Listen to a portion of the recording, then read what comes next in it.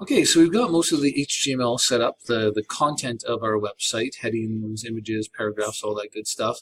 Now we want to add some style.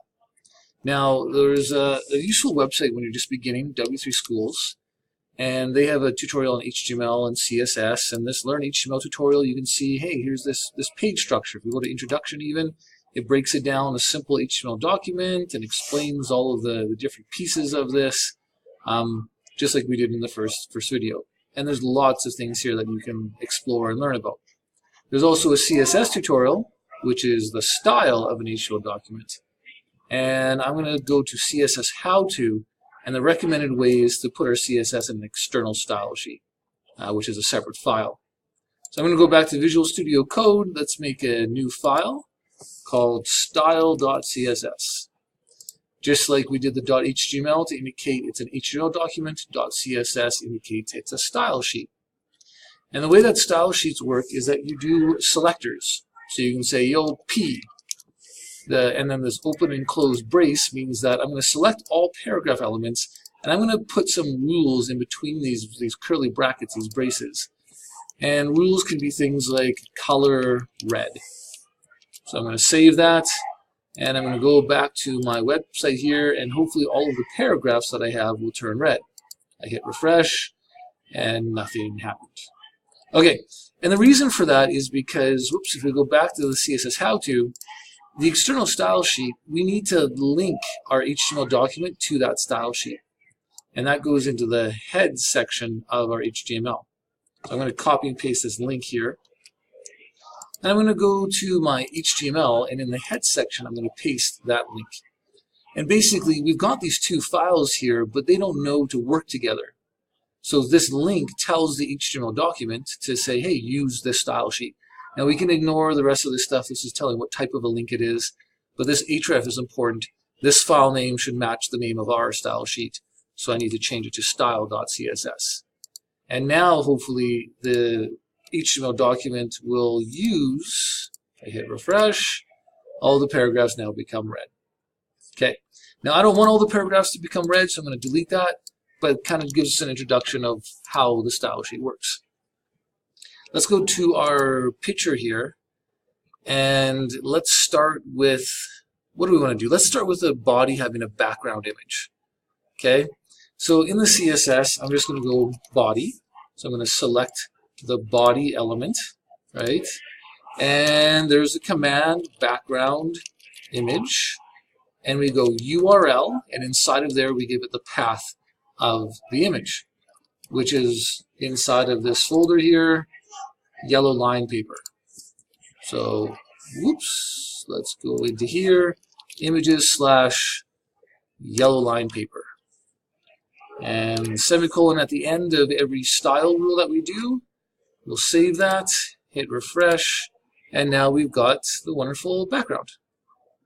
Cool. Okay, next up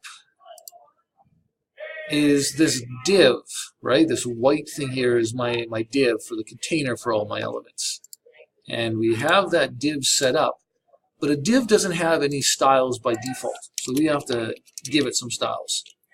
First thing is, let's give it a background color, not an image, but a background color of white.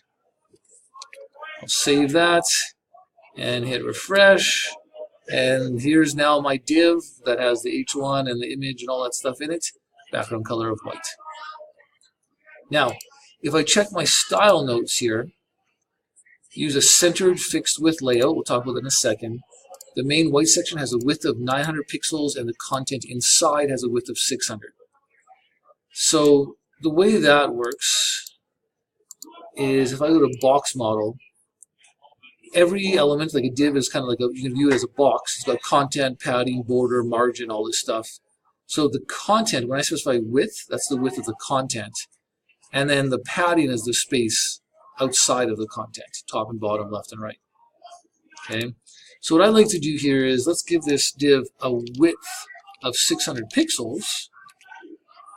And that should now, okay, that image is way too big now. Let's style that image as well. I'm going to go, actually, you know what? For the images, it's often commonly done to put the width here. You can add a width property, and we'll go 600 pixels here as well. And that should now, there we go. So now the width is 600 pixels and all the content fits within that 600 pixels. But I wanted some space on the sides. That's going to be our padding.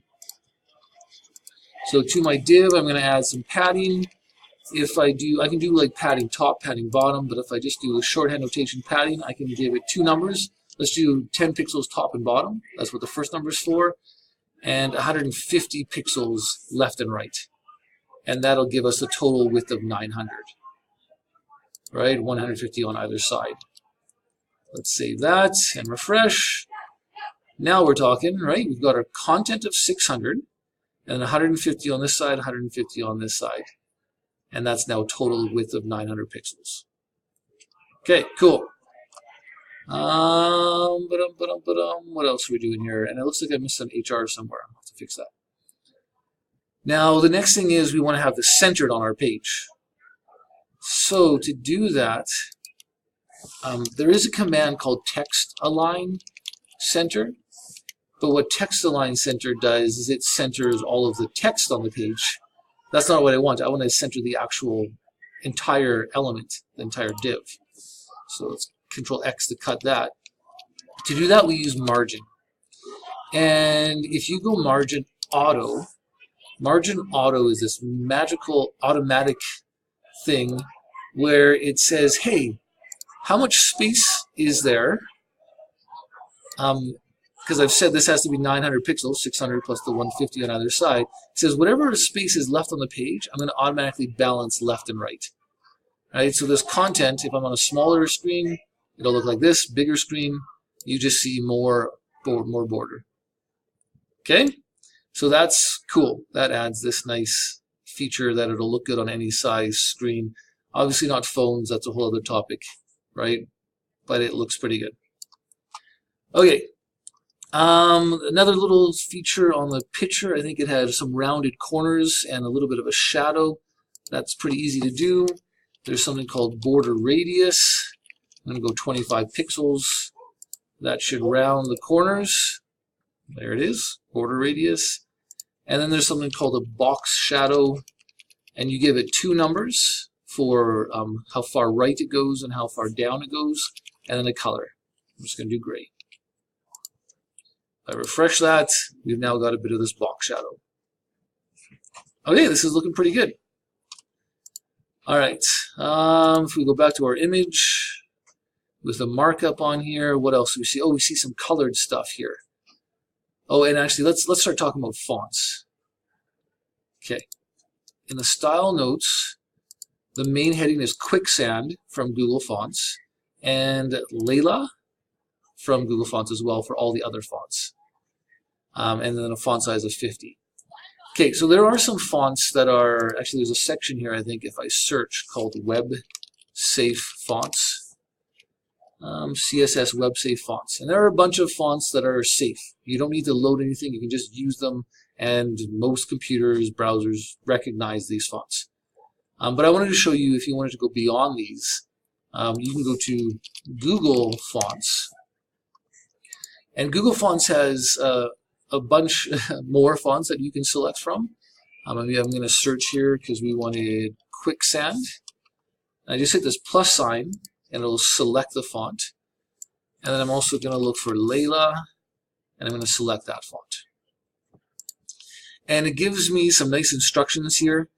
Basically what happens is these fonts are stored on Google Font Server. This link will load them from the server. And then I can use them in my CSS. So again, this link will go into my HTML. Let's just put it after our style sheet here. And then you can see it's loading Layla and Quicksand. And then I should be able to use those fonts by going, just selecting this as the font family, as a CSS rule. So because I want all of the font to be Layla except for the H1, I'm going to actually apply it to my body. And CSS stands for cascading style sheet, so the Layla will be used for all of the elements inside of the body. So let's save that. And let's go back to here and hit refresh. And you can see the font has now changed to this Layla font. And then I want my H1 to be different. Actually, let's just copy and paste so I make sure I do it right. We want it to be Quicksand. So I'm going to copy this, paste that, and we want to increase it to 50 pixels. Font size 50 pixels. Okay, go back here, refresh. It's now a different font and larger. Okay, awesome. All right, what else we got? I think, oh yeah, we wanted to have, this looks bold, and then we have to add some colors here. Okay, so to make something bold, we can actually do, there's something called a strong tag. So I'm going to just delete, I'm going to delete fun for a second and go strong, and inside of that strong tag, put the word fun.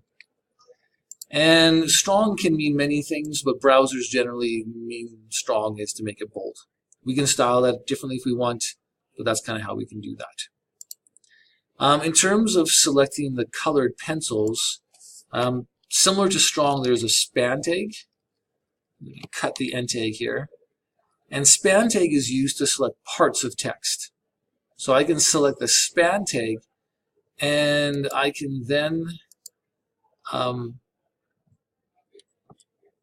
hold on here, span tag. I can go to my style sheet and I can now select that span tag and go color. I think it was supposed to be green. Let's check this. Nope, it was supposed to be red. Color red. And now it should hit refresh here. It's now red. Awesome. We also see this green and this purple here. For that, these are already elements, this LI. But if I try to select LI elements and go color green, what's going to happen here is it's going to select all of the LI elements and make them green. So I need a way to select just a specific one. And we can do that by giving it a class. And I think I'm going to logically call the class green. And I'm going to also add a class here, purple. So it adds it to the start tag to put this element in the class green, this one in the class purple. And now in my style sheet, I can go dot green. The dot represents class. So select all elements with the class green and use this style rule, color green. And dot purple will be color purple. And that gives me more control over what specific elements I want to select to color them. Okay, this is starting to look pretty good. I think we're almost done here. Oh yeah, I was missing an HR. Let's see if we can find that right here before the art links. Put it in HR. There we go. Adds that nice little separation. What else? Images, the HR. Oh yeah. You know what? I think I'll do this in the next video because I'm running out of time here. But we need to make these links, right? The whole power of web pages is that you can click on a link and it'll take you somewhere else. So that's what we'll do in our last video. We'll add links to these and also show you how when you hover over a link, you can change the style of things as well. Okay, starting to look good. Hopefully this is making sense. We'll do one last video to finish off those links. All right, take care.